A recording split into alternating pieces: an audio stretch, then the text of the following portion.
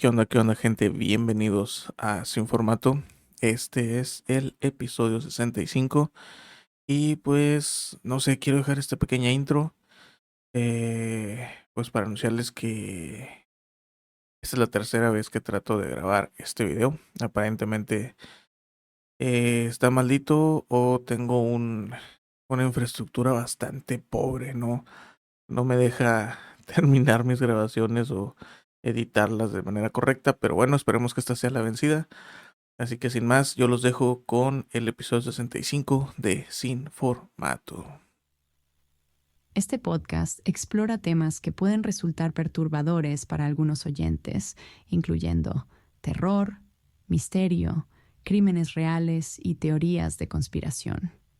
La información presentada es con fines de entretenimiento y puede no ser precisa. Se recomienda discreción.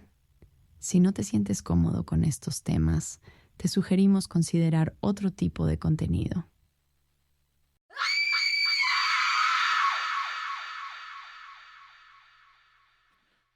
Bienvenidos a Sin Formato, el podcast donde exploraremos los rincones más oscuros de la noche. Yo soy Esaú Martínez y el episodio de esta noche se va a poner monstruoso, ya que pues la temática de hoy va a ser monstruos de todo tipo. Vamos a hablar, primero que nada, en el tema principal. Les quiero presentar en el tema principal a tres de mis monstruos favoritos que se me hacen una interesante relación porque, o bueno, más adelante verán por qué. Estos tres monstruos van a ser directo de la mitología judía, el golem, de las culturas mesoamericanas de la preconquista, el nahual, y de la Biblia misma, señoras y señores, el leviatán. Esos van a ser los tres monstruos de los que vamos a hablar en el tema principal. Más adelante, en la película de la semana, les voy a tratar de contar o resumir o presentar o como sea una película llamada El Ritual. Es una película bastante interesante. Sale por ahí un monstruo slash dios nórdico bastante interesante. Y pues bueno, esa va a ser la película de la semana, El Ritual. Más adelante lo hablaremos.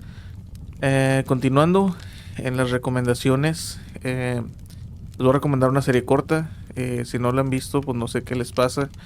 Es de lo más interesante que ha salido en Netflix. Es la serie de El Gabinete de las Curiosidades de Guillermo del Toro. Yo creo que va a ser mi serie favorita de mitología de monstruos. Bueno, salen monstruos bastante interesantes, no es específicamente monstruos, pero pues está bastante buena. Y para cerrar, les voy a tratar de narrar una pequeña historia que encontré en unas creepypastas, que son unos jóvenes que se meten a una alcantarilla y los persigue una o varias criaturas por ahí interesantes. Así que, pues bueno, pónganse cómodos y prepárense para dejar atrás todo lo que querían saber y adentrarse conmigo en un mundo sin formato.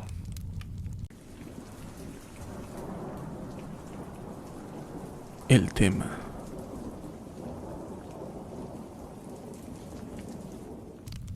Y pues bueno, como ya les había comentado, vamos a hablar en este tema principal sobre tres monstruos. Tres monstruos que se me hacen de lo más interesante y ahorita vamos a ver si tienen alguna pequeña relación o si son algo interesante sobre lo que estamos viviendo actualmente. Primero, quiero empezar con el golem. Para explicar el golem les tengo que explicar de dónde viene esto, ¿ok? Primero que todo, el golem viene de la mitología judía.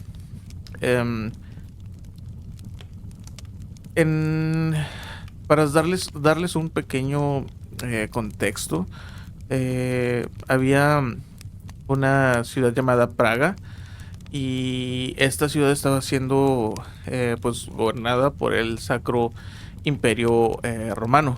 En esta ciudad había una comunidad judía, la cual estaba sufriendo de varios acosos. Uno de los que leí es algo muy interesante, le llaman el libelo de la sangre o la calumnia de la sangre. Esto se trata de...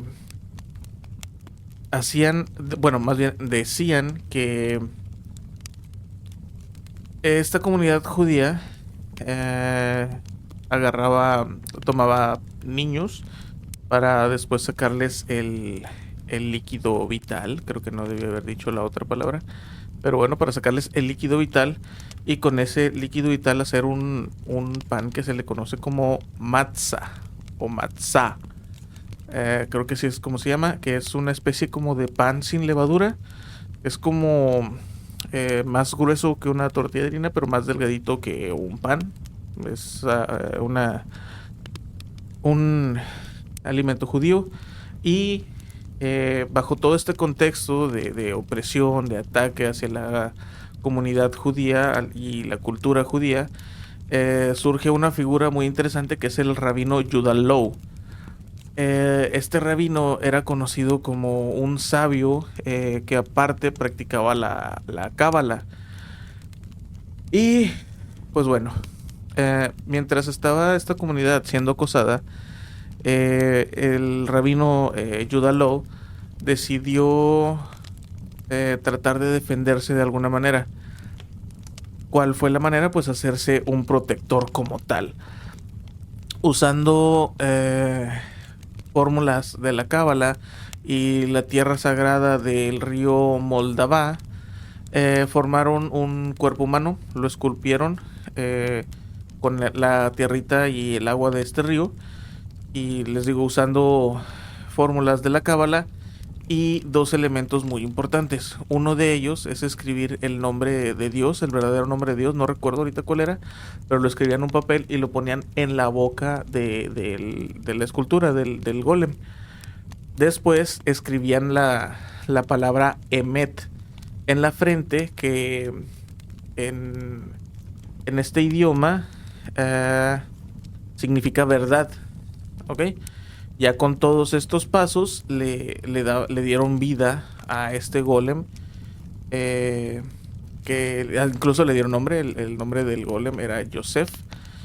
Y pues bueno, el golem fungía como una especie de guardián. Aquí es donde ya se pone medio ambiguo. Hay partes que dicen que era un guardián, hay otras partes que decían que era más como un detective. Había un momento en los que, como les digo, los estaban acusando de estas cosas medio grotescas con los niños. Entonces de repente aparecían los cuerpos sin vida dentro de esta comunidad y mandaban al golem a que investigara qué rollo, ¿no? Bueno, dentro de la comunidad judía no se puede trabajar los sábados. Entonces el golem... Bueno, no se podía trabajar los sábados porque creo que según su creencia, si trabajabas un sábado te volvías como irracional, monstruoso o algo así. Te comportabas como un simio monstruoso, ¿no? Entonces, para evitar que eso le pasara al golem, lo que hacían era que cada sábado, cada sabbat, le borraban la primera letra de esta palabra, que era Emet, quedando solo la palabra Met, que en su idioma, en el hebreo, significa muerte. ¿Ok?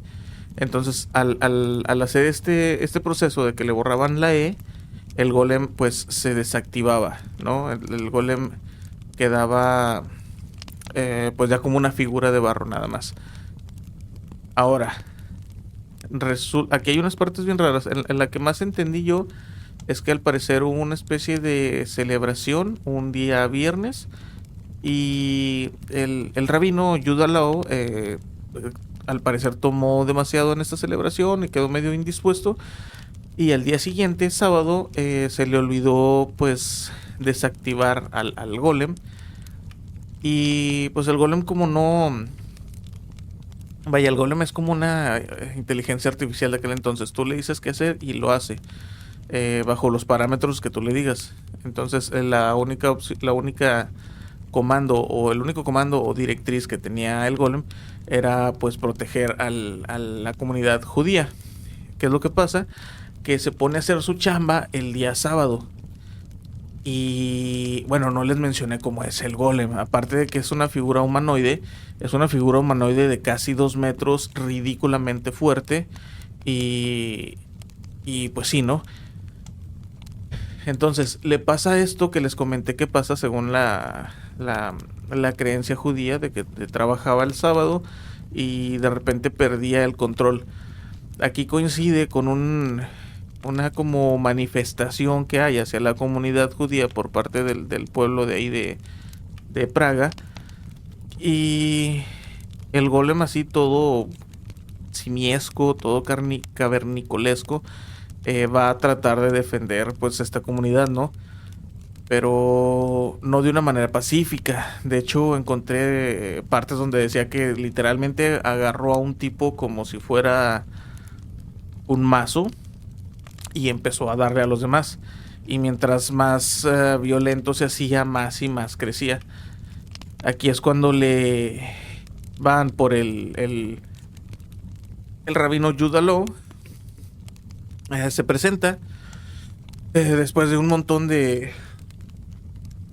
Perdón, después de un montón de discusiones y de tratar de someterlo físicamente, pues logra cometer la función, ¿no? Que es borrarle la E y queda desactivado el golem. Y esa es la primera historia y de donde se basan todas las demás de los golem. Hay bastantes historias, pero el golem básicamente es esto, una criatura de barro a la cual le funges o le influyes vida a través de la palabra. Eso está bien interesante. Básicamente, no sé si les suene familiar, pero a mí me recordó bastante a la historia de Adán, donde pues Dios toma el barro, crea este ser perfecto a su imagen y semejanza, y después con un soplo y unas palabras le da vida, ¿no? Creando a Adán. Ahora, ¿qué pasa aquí? ¿Qué simbolismo le podemos dar a este monstruo? Porque está muy interesante saber qué onda con los monstruos, de dónde salen, por qué salen. Obviamente, en este contexto del golem, era una comunidad que estaba siendo pues oprimida, ¿no? Y atacada. Que realmente yo no entendía mucho el por qué, pero ellos se hacían llamar el pueblo elegido, ¿no? Entonces, si nos ponemos medio infantiles, pues digamos que eran los niños creíditos, ¿no? Del salón, los niños así medio chifladones que, hey, somos los elegidos y nosotros nos juntamos solitos. Entonces, tomando ese punto de partida, me da un poco de sentido cómo es que los pueblos que los rodean les hayan caído como que gorditos, ¿no? Como que hayan tenido esa... No los estoy justificando todas estas crímenes en contra de los judíos, solo digo que no entiendo el porqué y eso se me hace a lo mejor un punto de vista interesante. Ahí lo dejo nada más. No estamos aquí para hablar de los judíos, estamos aquí para hablar del golem. Pero pues el golem surge de la comunidad judía. A lo largo de la historia los judíos han sido duramente oprimidos y atacados. Entonces, un pueblo que estás oprimiendo y atacando constantemente va a tratar de defenderse, va a tratar de buscar a alguien que los ayude. Y yo creo que en este caso, hacer esta historia y darla a conocer, pues ya les daba, bueno, sobre todo en aquellos tiempos que se creía mucho en la magia y todo este rollo, pues sí daba un poquito de miedito molestar a una comunidad que de tierra y letras podrían crear un monstruo grandísimo y que te puede pues agarrar como martillo y aplastar contra los demás, ¿no? Sí está un poco terrorífico, pero si lo vemos de una manera, si tratamos de interpretarlo o le tratamos de encontrar un simbolismo, yo creo que eso nos pone en un contexto, bueno, no un contexto, en una situación bastante actual. El golem se me hace muy parecido a lo que nosotros estamos haciendo con las inteligencias artificiales, ¿no? Que es demasiado fácil agarrar una inteligencia artificial y por medio de lo que nosotros le decimos le vamos dando ¿cómo se llama? Personalidad. De hecho, hay quienes les ponen nombre y yo creo que yo le puse nombre a la que uso, ¿no? Y pues bueno, está muy, muy interesante este pedo. Hay mucha gente que también lo compara con Frankenstein, el monstruo de Frankenstein de la novela de... Se me olvidó el nombre de la escritora, sabía que debía haberlo notado. Pero bueno, la novela de Frankenstein, que es un monstruo pues creado, ¿no? Otra vez la necesidad del hombre de crear y bueno, de parecerse a Dios en este sentido de crear vida, ¿no? Obviamente, pues ya les comenté que es una representación de un pueblo perdón, de un pueblo oprimido. Como les digo, también da esta dualidad y esta especie de advertencia de no crear vida a lo loco que pueda salirse de control. Y pues bueno, ¿dónde podemos ver influencias de este monstruo? Pues en todos lados. La película Yo Robot obviamente está inspirada en el monstruo Golem, o de mínimo hay algo de influencia ahí. Frankenstein definitivamente. Y más actual, como les estoy diciendo, inteligencias artificiales, incluso Skynet de, ya saben, ¿no? Terminator. Pero bueno, ese es el Golem. Vamos a pasar al siguiente monstruo. Y este es un monstruo 100% mexicano. Es nada más y nada menos que el Nahual.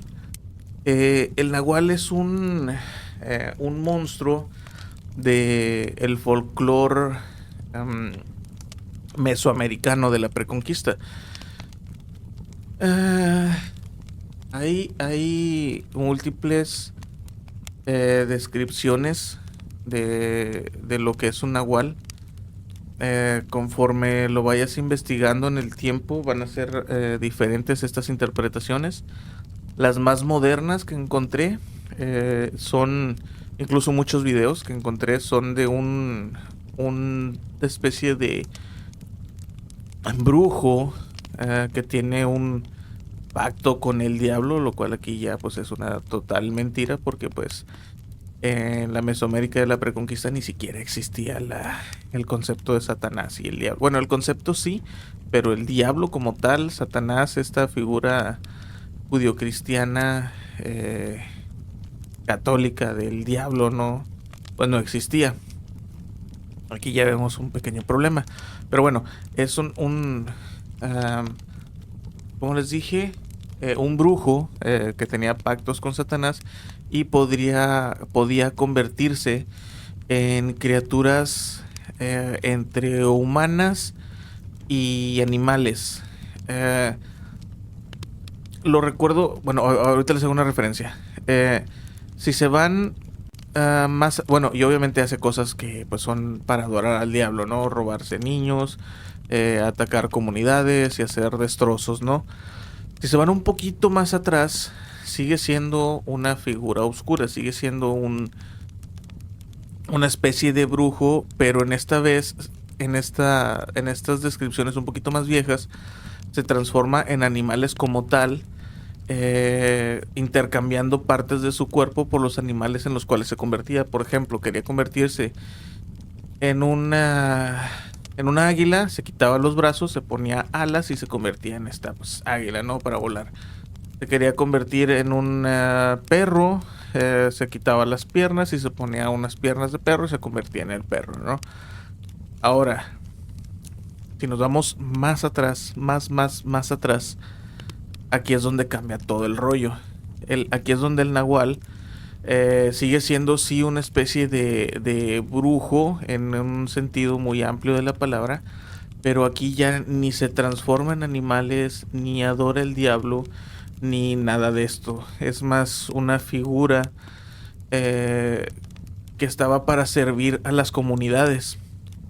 Era Bueno, a ver, esencialmente, en el sentido amplio de la palabra, como les digo, sí era un brujo, pero no, nada que ver con adoraciones al diablo, nada de eso. Era un brujo porque practicaba herbolaria, practicaba la adivinación, practicaba, sabía interpretar el cielo para decirte en qué épocas del año están. Y una muy interesante es que sabía hacer como que cosas artísticas, ¿no? El nombre Nahual venía de la combinación de dos palabras que significaba cuatro aguas. No recuerdo cuáles eran las palabras exactas porque no lo anoté porque estoy tonto, pero significaban cuatro y aguas. Y la combinación de esas palabras pues ya era Nahual. ¿A qué se refería con cuatro aguas? Tenía que ser una persona que dominara cuatro aspectos del conocimiento en las culturas mesoamericanas. ¿Cuáles eran estos cuatro aspectos? Eran la... A ver, aquí les tengo. Espérenme, se me perdió. Ya. La matemática celeste, que es lo que les decía, como una especie de adivinación. La geometría cósmica, que era interpretar las constelaciones y el cielo para saber en qué épocas del año estás. La herbolaria, que es donde hacían las medicinas. Y la que a mí se me hizo más interesante, el floricanto. Hay lugares de la historia donde vienen, son dos palabras, perdón, flor y canto, y hay otras partes donde viene como floricanto. Entonces no estoy seguro si es una palabra o si son dos palabras, más bien una palabra compuesta por dos. Pero ¿qué era el floricanto? El floricanto era la habilidad de hacer como arte, ¿no? No encontré especificaciones de si hacían esculturas o si hacían lo que estamos haciendo nosotros, que es como que contar cuentos y entretener a la gente con historias, o cantar, o lo que encontré es que era alguna especie de arte para mantener al pueblo pues como que feliz. Eh, pues como ya les dije, es una figura que mientras más atrás se vayan, menos monstruoso es. Aquí lo que pasó es que durante la conquista, el pueblo oprimido tenía demasiada cultura, pero la forma en la que transmitía su cultura era con unas piedras gigantes atrás que tenían pues todo el dibujo. No sé si recuerdan la película de El Camino hacia el Dorado, esta piedrota enorme donde están estos dos tipos montando a la serpiente que después se convierte en el caballo. Pero era algo así, era esta piedra enorme que tenía dibujos y una persona que los iba contando, interpretando y diciéndole a los demás que era pues la historia, ¿no? El problema es que el pueblo opresor no quería que se conservara esa cultura. Entonces desuscribieron de la vida a los cuentacuentos que estaban presentes y que sabían todas estas historias. Después no pudieron exterminar como tal a estas figuras de nahuales que eran los médicos, los doctores y los artistas de estas comunidades. Y pues como no pudieron derrotarlos, ¿qué fue lo que hicieron? Pues demonizarlos, ¿no? Ya que tenían aquí el control y ya los habían evangelizado pues a la fuerza muy muy violentamente, pues ya solo les dijeron todo eso que están haciendo es del diablo. Y él hace todas esas cosas de la herbolaria para convertirse en un perro y en un lobo o en un águila o en un sopilote y robarte a tus niños, ¿no? Lo cual pues es una tontería y no tiene absolutamente nada que ver con la figura de lo que es el nahual. Ahora, aquí se me hace bien interesante esta parte porque de los más recientes y un poquito más antiguos de los nahuales que les decía, los más recientes son estos animales medio humanoides, pero monstruosos, que se ven pues feos. Y esa es la figura que tenemos pues del nahual más contemporáneo, ¿no? Incluso hay videos de cosas, animales que se ven medio raros. Y eso es un nahual. Como les dije, un poquito más viejos, se convertían como tal en los animales, ¿no? Si vieron Harry Potter y el prisionero de Azkaban, el profesor Lupin y el tío de Harry Potter, que no me acuerdo cómo se llamaba, eran las representaciones de estas dos formas de los nahuales. El animago era este mago que se podía convertir en un animal tal cual. Y ese era Sirius Black, el tío de Harry. Se podía convertir en un animal, era un lobo como tal. Y el profesor Lupin era un hombre lobo. Era el nahual más contemporáneo, la forma más contemporánea que tenemos del nahual, que es este monstruo entre humanoide y animalesco, ¿no? Se me hace muy interesante para que puedan ver, diferenciar esas dos formas del nahual que tenemos un poquito más contemporáneas. Pero pues básicamente, ahorita estoy diciendo brujo en masculino, pero realmente no encontré referencias de que fuera algo meramente pues masculino. Me imagino que también había nahualas o nahuales mujeres, o como no sé cuál sea el término. Pero pues sí, eran estas figuras que estaban básicamente para ayudar al pueblo y pues fueron satanizadas con la conquista, ¿no? Este pueblo que llegó aquí a oprimir a las culturas. Y pues bueno, ese es básicamente el nahual. Hay un chorro de historias. Es increíble la cantidad de historias que encuentran, videos, relatos del nahual. Aparentemente abrazamos mucho esta idea de un monstruo, pues ahora sí que mexicano. Pero sí está medio triste que no le den esta connotación pues original que tenía, ¿no? De ser una persona que estaba pues para ayudar al pueblo.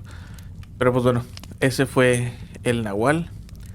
Ahora vámonos con una criatura de la Biblia, un monstruo presentado en la Biblia misma, el Leviatán, la criatura bíblica que representa el caos.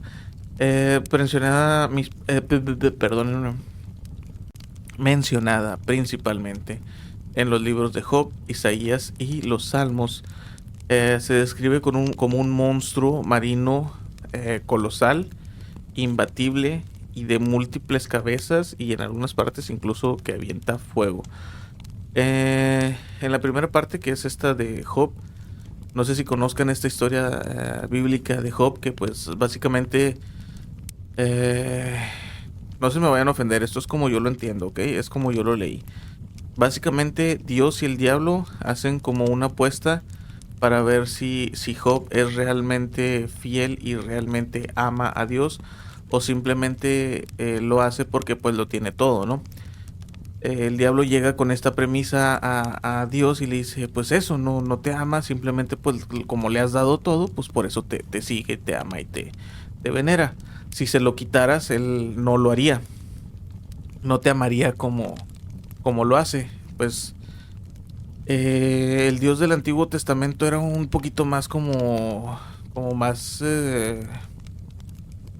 más humano, me voy a atrever a decirlo. Otra vez, no quiero que se me ofendan, esta es mi interpretación de lo que yo leí, y si hay algo que es sumamente prestado a interpretaciones, pues es la Biblia, ¿ok? Así que por favor, no, lo que estoy contando no es con el ánimo de ofender a nadie, y pues espero que lo tomen como lo que es, ¿no? Un entretenimiento. Pero bueno, hace esto Dios, le retira todo lo que tiene a Job, le retira a su esposa, le retira a sus hijos, le retira sus riquezas, le retira todo, ¿no? Y lo deja pues derrumbado. Y es en este momento cuando Job pues se enoja y le dice, oye, espérate, ¿por qué me estás quitando todo? O sea, si yo lo único que he hecho es adorarte como tú nos lo pides, como a ti te gusta, ¿no? O sea, ¿qué onda? ¿Por qué te estás portando así? Entonces Dios aquí tiene un arrebato medio extraño, ¿no? Le pregunta, a ver, le dice, ¿tú quién eres? ¿Tú podrías acaso pescar al Leviatán con tu anzuelo? ¿Tú serías capaz de dárselo de comer a tus hijas? Eh, Esa es la parte en la que menciona Leviatán. Está raro que lo mencionara tan así, como si fuera un concepto que todos ya tenían. No sé, otra vez es la Biblia y es sumamente interpretativa. Así que no sé si el Leviatán aquí era como perdón, básicamente como un concepto o era una criatura como tal. Más adelante, creo que es en los Salmos donde se describe un poquito más. Y pues básicamente lo muestra como una criatura colosal que simplemente, que el único ser que podría hacerle frente sería Dios, ¿no? Y se lo dice, o sea, cuando tú puedas hacer esto, vienes y me reclamas. Mientras tanto, pues caes el hocico, ¿no? Palabras más, palabras menos. Entonces, ¿qué es esto? ¿Qué es el Leviatán? Hay otras partes de la Biblia donde lo menciona con muchas cabezas, con un aliento que prende el carbón, o sea, un aliento de fuego, y con una piel, creo que lo decía como piel armada, ¿no? Yo lo interpreto como escamas, como una piel escamosa, y como si fuera una especie de serpiente marina que se atrapa a sí misma en la cola, que esto ya se ha visto en muchas otras culturas. Entonces, si juntamos todo esto, el Leviatán pues es una especie de serpiente grandototota con un montón de cabezas que tiene un poder pues eh, indetenible, ¿no? Que la única persona, el único ser que lo puede frenar, que lo puede detener, pues es Dios, ¿no? De hecho hay unas partes de la Biblia donde en los en textos judíos, textos apócrifos que no están dentro del canon oficial de la Biblia católica, se menciona que el Leviatán tiene una contraparte terrestre, ¿no? En los mares está el Leviatán y en las tierras está Behemoth, que es otra criatura bestial colosal, que es la única que le puede pues hacer frente al Leviatán aparte de Dios. Si lo tomamos o tratamos de interpretar todo esto de cómo es el Leviatán y que es ridículamente grande y que nadie lo puede ni enfrentar, creo que es fácil intuir que era la forma antigua en la que se referían al caos, a lo incontrolable, tal vez la naturaleza, incluso hay partes donde dice que explota, salía de la tierra, del mar, perdón, y arrojaba bolas de fuego. Se me hacía muy similar a lo que pues es básicamente una erupción volcánica de alguna isla, ¿no? De estos eventos catastróficos gigantescos y muy probablemente el Leviatán era la forma en la que estos pueblos antiguos tenían para darle al caos, ¿no? ¿Y qué es lo que le da orden al caos? Pues Dios.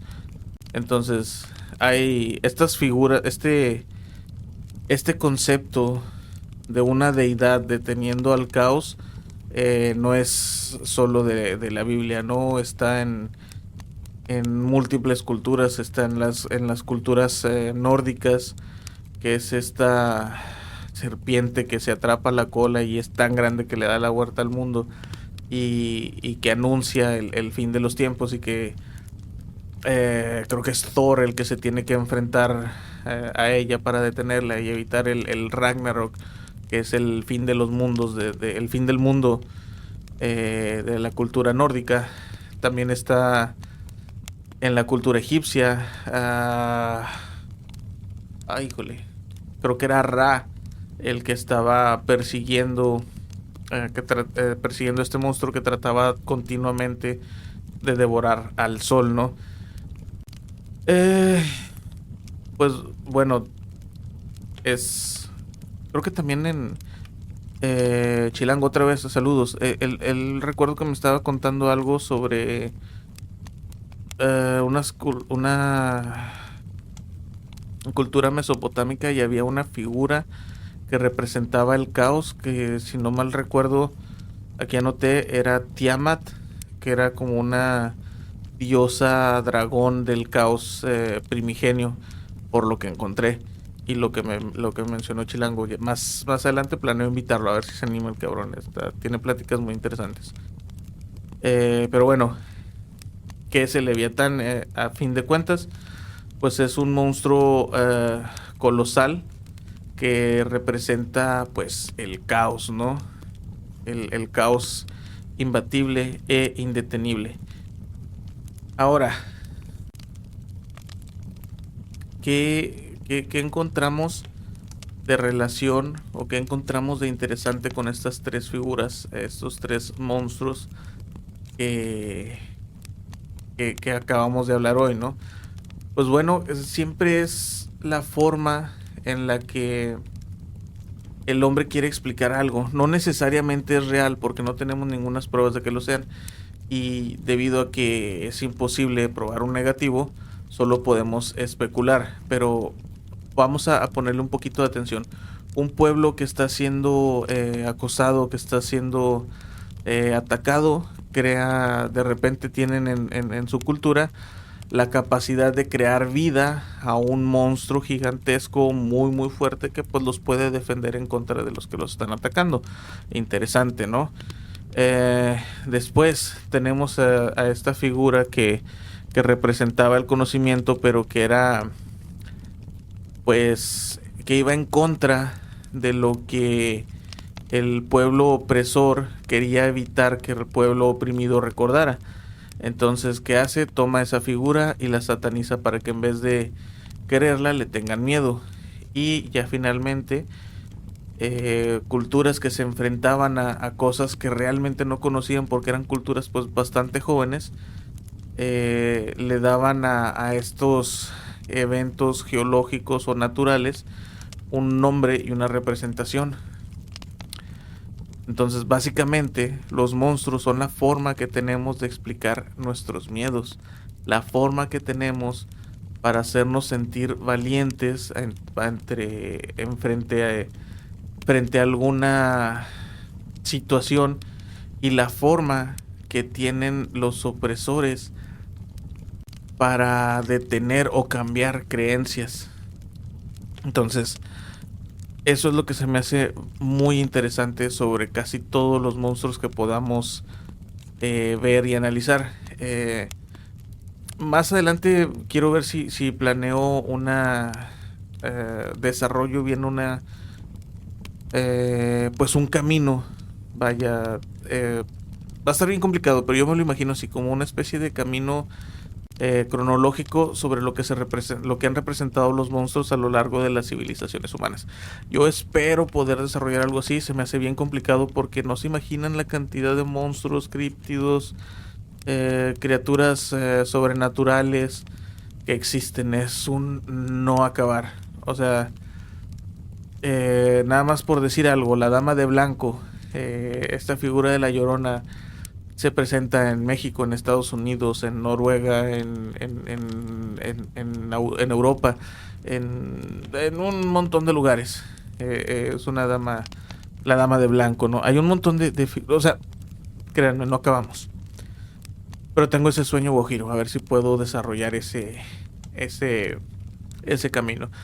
Pero pues bueno, eso va a ser todo por el tema principal del día de hoy. Por favor, no se pierdan la próxima sección. La película.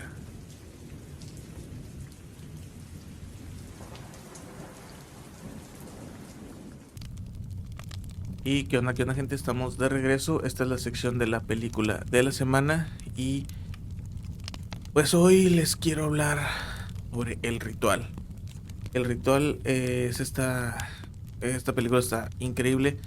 Trata básicamente de un grupo de amigos que va a hacer una excursión y se topan con un monstruo, ¿ok? Eso es lo que les puedo decir sin spoilers. A partir de este punto, pónganse al tiro, va a haber spoilers. Si no quieren quemarse la película, váyanse a verla. No me acuerdo en qué plataformas de streaming está, pero hace rato que la busqué. Estaba en una lista de reproducción en YouTube. Estaba en seccioncitas, se la pueden aventar bastante bien. Incluso yo la vi nada más. La volví a ver ahí para refrescarme la memoria. Así que bueno, están advertidos. Ahí está donde la pueden ver. A partir de este punto va a haber spoilers. Pues esta película trata de un grupo de 5 compas, ¿no? Son 5 amigos que están ahí pues echando el rebane, están echando traguitos. Y uno de ellos, ahora no les voy a decir nombres porque se me olvida bien cabrón. Uno de ellos junto con nuestro protagonista de la película van a una tienda de licores, a una licorería para pues comprar más alcohol para seguir pues la fiesta, ¿no? ¿Qué es lo que pasa? Que cuando entran a esta licorería se dan cuenta rápidamente de que está siendo asaltada la licorería. Dije ya licorería muchas veces, perdónenme. Pues entran y se dan cuenta que están siendo asaltados las personas de esta tienda. Y nuestro protagonista, no sé si por instinto, obviamente es algo como pues miedo.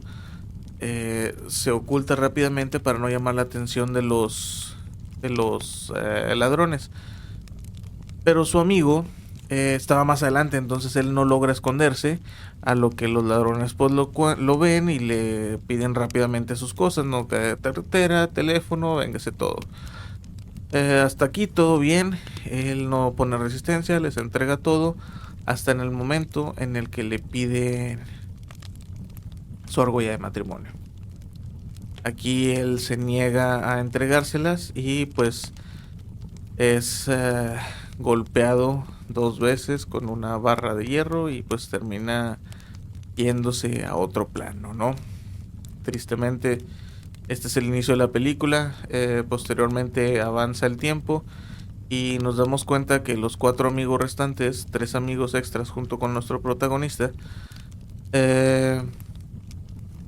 deciden hacer el viaje del cual el amigo que ya perdieron les había platicado, ¿no? Iban a ir por unos especies de ¿cómo se les llama? Llanuras no, llanuras son planas. Unos montecitos allá por Suecia o Suiza, no recuerdo. El punto es que están todos ahí, llegan y hacen un monumento en honor a su amigo caído. Comparten tragos y ya se disponen a retirarse, ¿no? Este viaje pues era bastante simple, era ir, hacer el monumento, acampar y regresarse todos como compas, ¿no? Más unidos que antes. ¿Qué es lo que pasa? Que uno del grupo da un paso en falso y se lastima pues la rodilla. Entonces nuestro protagonista junto con otro de sus amigos toman la decisión de que se queden 2 y 2 avancen y vayan por ayuda, ¿no? A lo que el compañero caído, el que se lesionó, los escucha y se niega rotundamente a quedarse en esas montañitas, ¿no? Entonces deciden tomar un atajo. Aquí no entiendo cómo se les hace que esto pueda ser un atajo, pero ellos deciden atravesar los bosques para ir en una línea recta y llegar antes. Les digo, a mí se me hace bastante ilógico porque pues los bosques están subidas, bajadas, árboles, se me hace súper complicado. No sé, nunca he hecho nada de esto. A lo mejor luego le pregunto a mi hermano que si él sí le gusta hacer esas cosas de senderismo, que pues yo no. Entonces deciden avanzar por el bosque y en la primera noche los atrapa una lluvia torrencial y por suerte o por desgracia encuentran una cabaña y se meten a esta cabaña, ¿no? ¿Qué es lo que pasa? Pues que investigando en la cabaña para encontrar cosas para hacer un fuego, descubren que en el segundo piso hay una especie de tótem, una figura la cual aparentemente adoran. Alguien estaba por ahí adorándola. Pero bueno, no le toman mayor importancia. Tratan de pasar la noche, encienden un fuego y todos se van a dormir. Durante la noche todos empiezan a tener sueños raros. Vemos que nuestro protagonista empieza a recordar dentro de su sueño lo que ocurrió en ese en esa licorería, perdónenme. Lo cual lo saca mucho de onda y pues empiezan a tener varios sueños. De repente se encuentra en el bosque y tiene unas marcas, como unos puntos, como si algo lo hubiera picado en el pecho y está sangrando, ¿no? Entonces oye unos gritos, lo cual lo regresan a la realidad y él ya es de día, está descalzo y está afuera con estas heridas que les digo en el pecho. Entra corriendo a la cabaña para ver quién es lo que grita y encuentra a dos de sus amigos. Uno, el herido, está en un rincón gritando como loco y llorando. El otro está totalmente sacado de pedo y pues perdió el control de su cuerpo y pues se hizo encima, hizo pipí encima. Y el tercero es el más extraño, ya que él está en el segundo piso, totalmente desnudo, adorando, como si estuviera rezándole a este tótem que ya les había mencionado anteriormente. Después de esto, pues todo se va al carajo. Tratan de avanzar como si nada hubiera pasado, pero todos empiezan a tener alucinaciones sobre cosas que les generan culpa. Es aquí donde se pierde uno de los amigos mientras duermen y pues los demás salen de la noche a tratarlo de buscar y lo encuentran empalado en un árbol, ¿no? Aquí ya todo se va al carajo. El que está herido, su rodilla se ve cada vez peor y pues todo se ve del carajo, ¿no? Ya de aquí pues todo se pone loquísimo, los persiguen, agarran al otro que quedaba, al que estaba desnudo, y como finalistas quedan dos de nuestros amigos, el protagonista y el que se había herido, el que causó que todo esto se fuera pues al carajo, ¿no? Para que tomaran esta ruta alterna, ¿cómo se llama? Atajo, perdón, para que tomaran este atajo. Entonces, mientras estaba pasando todo esto que les acabo de contar, desde que se meten al bosque, empiezan a tener roces ahí, estos dos que quedan, ¿no? De que si por tu culpa nos metimos al bosque, no es cierto, fue por tu culpa porque debiste haber defendido a aquel cabrón en la licorería. Y pues empiezan ahí a echarse culpas, ¿no? En un momento, cuando atrapan al tercero, que ya les había contado, salen corriendo como locos porque ven una figura gigantesca que los está persiguiendo. Mientras están siendo perseguidos, encuentran una cabaña y deciden refugiarse ahí. ¿Qué es lo que encuentran? Pues una especie de culto que los agarra y los atrapa. Al despertar, se nos revela que este monstruo es una especie de dios nórdico, hijo de Loki, si no mal recuerdo que mencionaron ahí. Y él pide sacrificios para darle a todos estos aldeanos pues vida eterna. Pero a nuestro protagonista lo eligió como para que fuera uno de sus acólitos, ¿no? Uno de sus adeptos. Entonces, pues empieza la batalla final. Se llevan al amigo que tenía el daño en la rodilla. Y es donde se nos presenta este monstruo ya como tal, ¿no? Primero lo vemos en forma de visión. Es una visión de la esposa de este chavo que está haciendo. Lo tienen ahí pues amarrado para que venga este dios slash monstruo y se lo lleve o se alimente de él.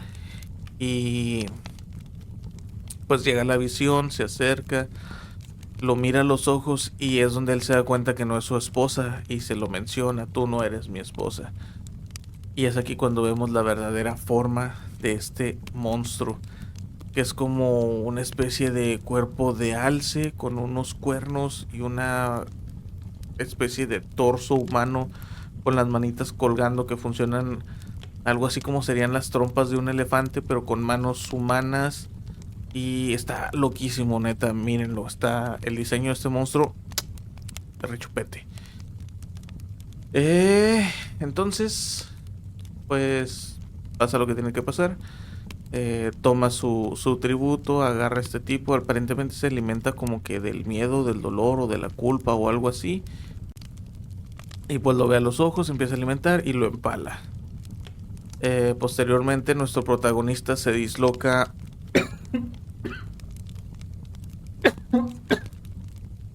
se disloca el dedo para poder zafarse de sus ataduras y encuentra una escopeta y empieza a dar escopetazos a diestra y siniestra. Y hay una escena muy bonita donde le da un trancazo a una viejita que está delicioso, muy cómico. Me hizo reír en su momento. Aparte de toda la tensión que ya teníamos, me dio bastante risa. Pero pues logra salirse y se da cuenta de que en esta cabaña estos aldeanos que parecen ser ya no muy humanos porque están como son como de paja, como si fueran tótems también, como el tótem que encontraron en la primera cabaña, así son todos, no están como que si estuvieran rezando en una especie de misa o algo así. Están todos hechos como de paja y nudos y cosas raras, ¿no? Pero él nota que se mueven, entonces decide: aquí quedó todo, y los incendia, ¿no? Y empiezan incluso hasta a gritar. Y es donde llega este monstruo a tratar de ver qué está pasando y pues se alimenta de ahí de uno que otro de los aldeanos. Y nuestro protagonista sale, es perseguido por el monstruo, le sigue mostrando más visiones de lo que pasó en la licorería. Y él pues aparentemente supera su miedo o supera su culpa y sigue corriendo y llega a las orillas del bosque. Es ahí donde vemos que el monstruo se detiene y aparentemente no puede salir del bosque o algo así. Grita de frustración y se regresa. Y es ahí donde nuestro protagonista al fin tiene un grito de catarsis y termina nuestra película. Esa fue la película de esta semana, se los recomiendo bastante, está muy muy buena. Y pues nada, el diseño del monstruo está delicioso, las actuaciones son bastante decentes, la fotografía está espectacular.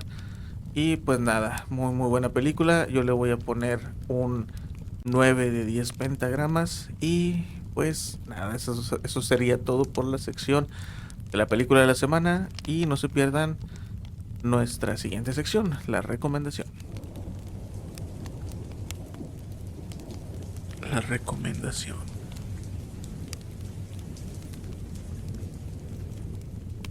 Para la recomendación de hoy quiero ser bastante breve porque ya me estoy pasando bastantito de tiempo.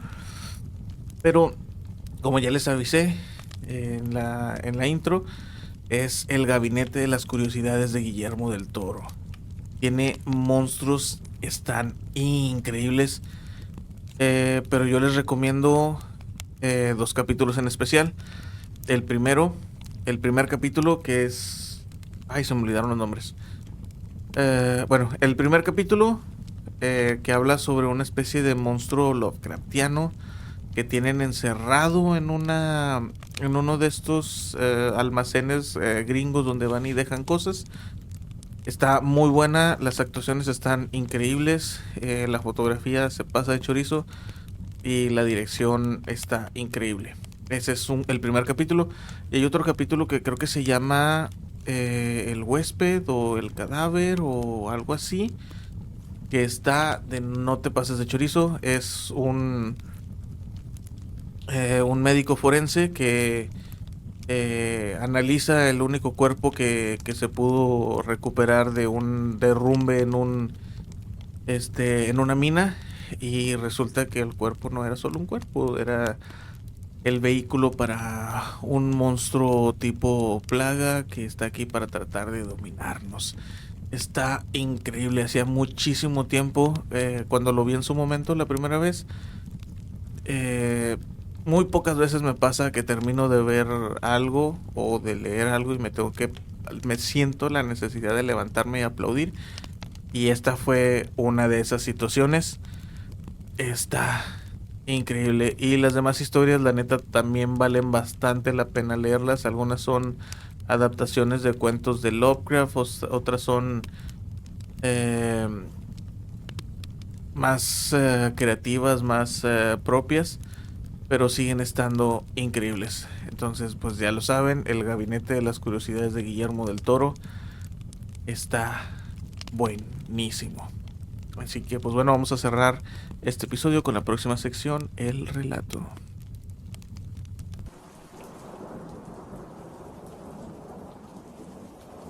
El relato.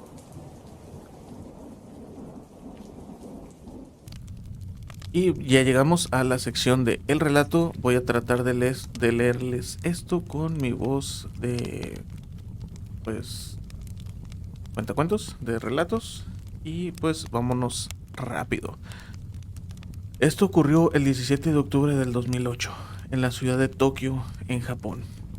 Unos jóvenes universitarios, 4 chicos y 2 chicas, habían decidido juntarse ese día para investigar el alcantarillado que hacía mucho tiempo que había sido abandonado y clausurado por motivos que nadie conocía. Ese mismo día, a las 2 de la mañana, se juntaron, charlaron un poco, compraron cosas para el camino y emprendieron la marcha en el auto de uno de sus amigos, directo a aquel lugar que estaba en esa alcantarilla en ruinas. El viaje duró unos 24 minutos, hasta que llegaron a una zona húmeda llena de hierbas altas y debido a la oscuridad no se podía ver nada. Así que ellos, con ayuda de sus linternas, empezaron a alumbrar el lugar hasta que hallaron un sendero de tierra para peatones entre medio de las hierbas altas y verdes. Siguieron el camino hasta llegar a un túmulo, el cual tenía una entrada con una puerta de madera bloqueada con un candado, a lo que parece ser el subterráneo de las alcantarillas, perdón. El segundo joven, con una vara de hierro, golpeó y golpeó el candado hasta que del octavo golpe logró romperlo y abrieron la entrada. El olor era sumamente desagradable, pero no le dieron mayor importancia, así que con linterna en mano se adentraron en aquel fétido lugar. El lugar era bastante sombrío. Las paredes estaban hechas de adoquines, había musgo por todos lados debido a la humedad que se presentaba en ese lugar, y había cucarachas, chillidos de ratas y gotas de agua sonando por todas las tuberías del techo. Sus pasos hacían eco en aquel lugar. El lugar era realmente frío. Hasta les llegaba a poner los pelos de punta a los 6 jóvenes por la intensidad y el frío que era más intenso que el de fuera. Mientras iban corriendo, se toparon con unas escaleras de piedra que bajaban a lo que parecían ser las aguas llenas de escombros de las cloacas. Bajaron y se encontraron en ese lugar. Las aguas del alcantarillado eran oscuras, tenebrosas, y tenían un fuerte y hediondo olor que solo ellos y los demás se podían imaginar. De pronto, una zona de las aguas de las cloacas empezó a burbujear. El joven con la linterna apuntó a aquel lugar de donde estaba ocurriendo el suceso. Ese burbujeo se detuvo después de 10 segundos, y algo que estaba acercando hacia la superficie honda y oscura de esas aguas. Era el cadáver de un hombre en descomposición. La piel la tenía descolgada, su cara estaba deformada, sus ojos estaban fuera de sus cuencas y parecía que había muerto hace un par de meses. Los 4 chicos empezaron a acercarse hasta vomitar. Las 2 chicas gritaron muy fuerte del espanto y ellas pidieron rogando que regresen al auto. Los cuatro, asqueados, aceptaron y fueron hacia las escaleras, pero se encontraron con algo que les heló la sangre. Las escaleras de piedra habían desaparecido. Solo había una pared de adoquín llena de musgo y plantas. Los 6, aterrorizados, empezaron a gritar y a pedir auxilio, pero sus gritos hacían eco por todo el lugar y era obvio que nadie los escuchaba. Entonces escucharon un ruido que los hizo temblar del susto. Escucharon un quejido, pero no parecía que ese quejido fuera humano. Petrificados y paralizados con el sonido, algo se acercaba, pero por uno de los pasillos. El joven con la linterna apuntó hacia lo más profundo de ese pasillo. Lo que encontraron era algo sumamente espeluznante. Era como una especie de parásito colosal, una gelatina roja viviente que se acercaba lentamente hacia ellos y emitía aterradores sonidos roncos. Los 6 jóvenes corrieron para alejarse de esa cosa, pero del monstruo crecieron unos tentáculos rojos que alcanzaron al primer joven, al conductor del auto. Los otros jóvenes intentaron salvarlo, pero esa cosa, agarrando al joven con sus tentáculos, lo apretó de tal forma que empezó a salirle sangre de las orejas, nariz, ojos y boca. El chico agonizaba de dolor, hasta que la cabeza, producto del estrujamiento, estalló. Sesos, sangre y pedazos de cráneo volaron y cayeron por todas partes. Y los jóvenes, presas del miedo, empezaron a correr más rápido hasta llegar a una puerta que los llevaría supuestamente a la salida. Los chicos abrieron esa puerta y se encontraron con otra escalera de piedra y cemento, pero al igual que la otra, descendía. No tuvieron otra opción que ingresar allí y trancar la puerta para que esa criatura no los alcanzara. Bajaron y encontraron con otra cloaca. Esta tenía lo que parecían ser órganos humanos podridos y flotando por aquellas sombrías aguas. El olor era peor que antes. Los 5 no soportaban más y vomitaron en aquel suelo, asqueados con lo que vieron. Entonces vieron que algo salía de las aguas. Era un ser humanoide sin piel, con malformaciones y anoréxico, el cual los miró fijamente y empezó a acercarse a ellos con la intención de atacarlos. Los jóvenes retrocedieron del susto y la criatura se lanzó contra uno de los chicos y empezó a azotarle la cabeza contra el suelo hasta que le salía sangre de la cabeza, deformándole el cráneo, y con una fuerza inhumana en sus deformes manos empezó a arrancarle las extremidades. El chico agonizaba y respiraba entorpecidamente, hasta que esa cosa le arranca la cabeza con sus propias manos, matándolo. Ahora los 4 que quedaban, perturbados y asqueados con lo que sucedió, empiezan a buscar una salida hasta que encontraron un túnel oscuro lleno de musgo y ratas que corrían por todos lados. Decidieron ir corriendo por ese túnel. Ese horrendo humanoide los seguía atrás con una velocidad descomunal. Corría en sus 4 extremidades en el techo, dirigiéndose hacia ellos para alcanzarlos. Corrieron y corrieron hasta llegar a otra puerta que también, como las veces anteriores, se encontraron con una escalera de piedra, pero en vez de bajar, subía, y los chicos empezaron a entrar rápidamente por ahí. Pero una de las 2 chicas fue alcanzada por este ser, el cual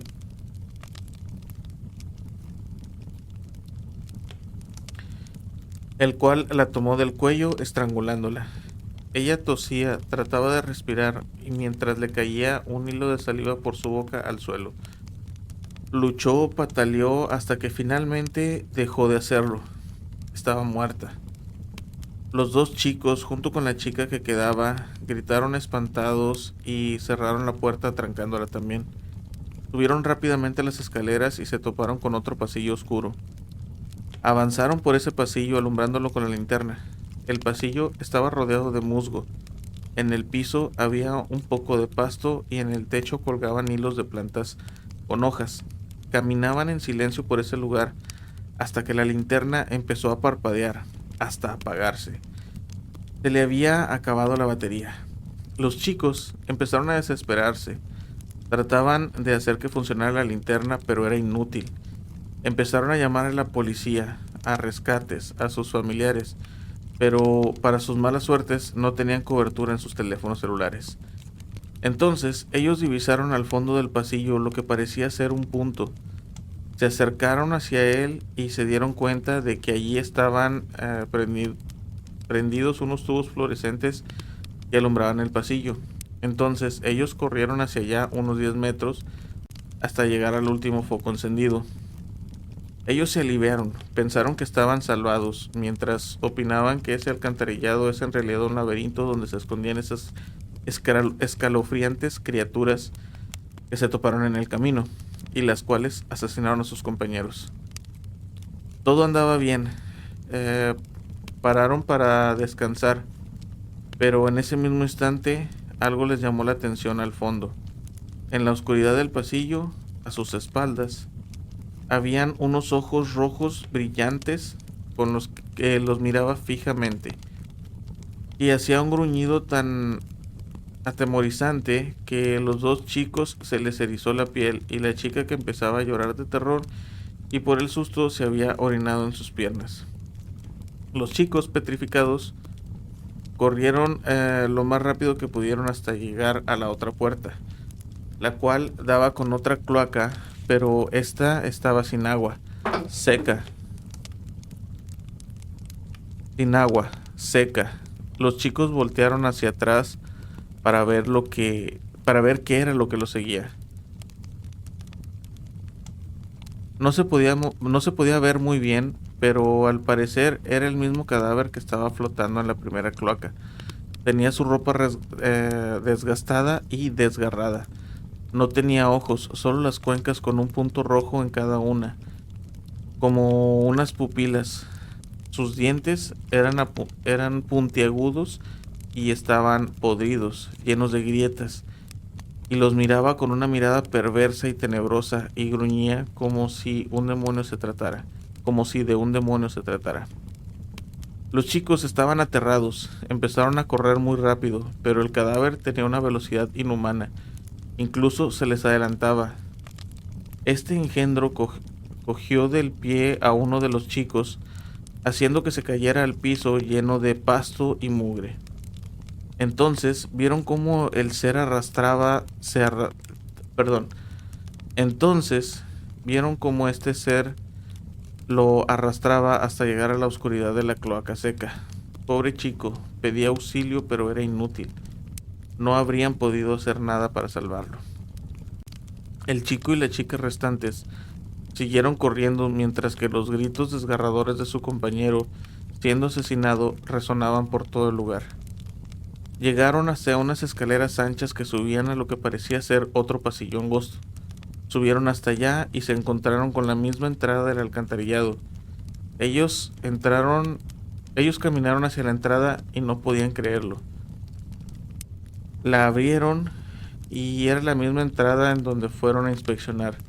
Los dos jóvenes se abrazaron y empezaron a llorar, mientras que la luna iluminaba un poco el sendero de tierra. Los jóvenes avanzaron hacia el auto, y él, como tenía licencia de conductor y sabía manejar, encendió el auto con las llaves que le encargó su difunto compañero para que se las cuidara. Ellos se fueron de ahí y nunca supieron más de sus amigos. Al día siguiente, las noticias habían reportado un caso de 6 jóvenes que habían desaparecido sin dejar rastro, del cual 2 de ellos fueron encontrados con vida. Nunca se supo quién fue el culpable del cuádruple homicidio que hubo en ese alcantarillado, ni tampoco se sabe qué es lo que se esconde en esos oscuros lugares. Y pues bueno, ese fue el relato de esta noche. Y pues bueno, esto fue todo, perdónenme, por el capítulo de esta noche. Espero que lo hayan disfrutado tanto como yo. Gracias por acompañarnos en otro episodio de Sin Formato. Recuerda suscribirte para no perderte ninguno de los episodios donde lo paranormal, lo perturbador y lo desconocido se hacen presentes. También recuerda compartir los episodios a tus amigos y ayúdanos a crecer un poco más esta comunidad de buscadores de misterio. Y por último, si tienes una historia aterradora, un suceso extraño o algo que simplemente no puedes explicar, mándamela y podría aparecer en el próximo capítulo.